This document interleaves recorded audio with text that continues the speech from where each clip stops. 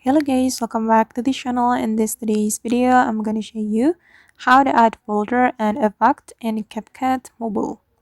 Alright guys, here I have created a project in my CapCut application, and if you want to add effect to your video, you just need to click on this effect option, and you can either select video effect or body effect. And for instance, I'm going to select video effect, and we can choose a lot of categories right here, and I'm just gonna choose vlog category. Then I'm gonna go with this effect. Okay, and as you can see that the effect has been applied to my video, and we can click on this check mark. Okay, and we can extend the effect to make it align with the video.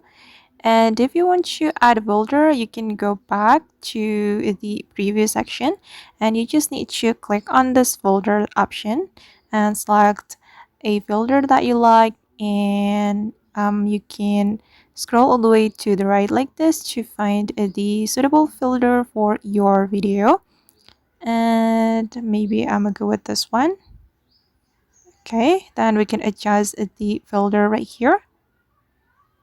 Alright, and we can click on this check mark, and okay, now the filter has been applied to my video, and let's take a look at the final result.